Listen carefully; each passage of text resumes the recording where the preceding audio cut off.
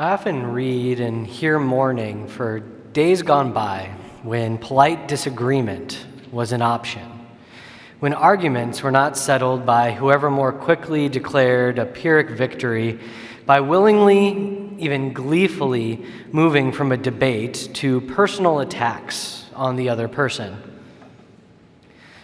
One of the clearest articulations I have heard of a litmus test for knowing what is at stake in these kinds of binaristic battles is from author Robert Jones Jr., who recently put it this way: "We can disagree and still love each other unless your disagreement is rooted in my oppression and denial of my humanity and right to exist." His phrasing, although stark, helps to guide our own inquiries. In what ways are our assumptions, grounded in our own anxieties of having our humanity and right to exist denied, comparable to that of our sparring partner's worries? Which of us is actually experiencing oppression in day-to-day life, here and now, and which is fearful of the mere possibility of that experience? Our sages note that the Torah has contradictory reports when it comes to how Moses received ongoing revelation from God. The details in dispute were not relevant themselves. After all, the ark didn't exist in these commentators' times. So why did they concern themselves with this question? In short, if they were to accept that the Torah contradicts itself, they'd have to further accept that it is fallible, as most of us have today. The heretofore perfect Word of God, which was the source of these rabbis' authority, would begin to crack under the pressure of a desire for reconcilable capital T truth, just as it did once we accepted modern scholarship's take on the Bible. The disagreement in the text is settled by an ancient rule for dealing with two apparently contradictory verses. That is, find a third verse that will solve it. This week's portion holds the decisive one.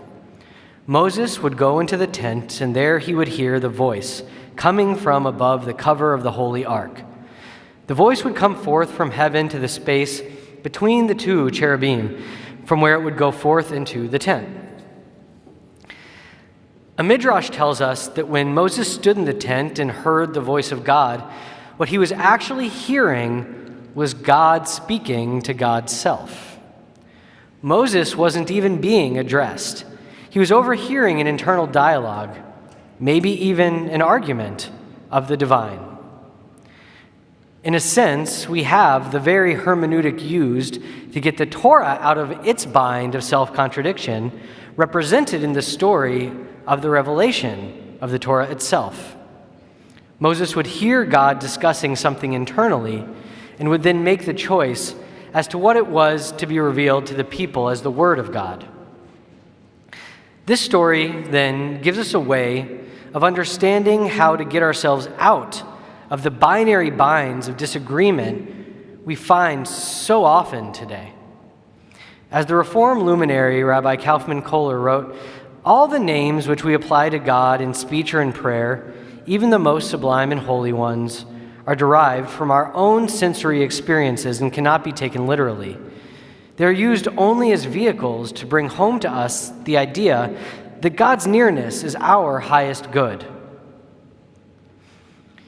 If we use this as a frame to interpret the literary image of Moses overhearing God's own internal disagreements, we can think of Moses as a third-party intermediary, or the third decisive verse, hearing both sides and considering the basis for both arguments.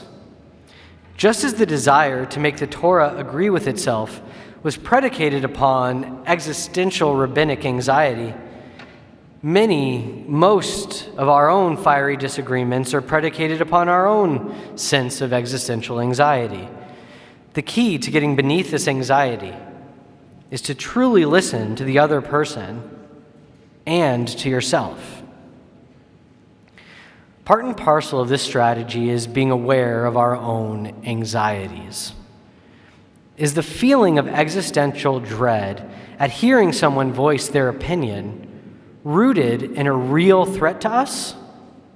That is the real oppression referred to by Robert Jones, is it the real oppression referred to by Robert Jones Jr., or is it being blown out of proportion by possible fears we carry rooted in a possible future, not in the here and now, unrelated to this particular conversation? Is the reaction I'm having in response to someone else's pain that of guilt?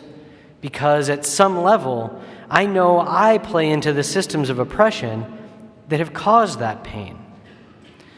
And what would it mean if I admitted that to them, let alone myself? This kind of thinking helps to train our ears and our hearts to be like those of Moses, listening in to whatever conversation we're privy to and picking out the salient points to discern what is truly at stake. There is a reason in our story God's voice came from between two cherubim on top of the ark. These two angels were reaching out towards each other, but not touching. God is the meeting place where two meet and merge, where the personal, barrier-building anxieties that lead to these fraught binaries can melt away as we truly listen to each other's pain, as if we were God having a conversation with ourselves. Only then can we heal the binary-driven rifts plaguing our entire species today and truly realize God's nearness as the highest good. Shabbat Shalom.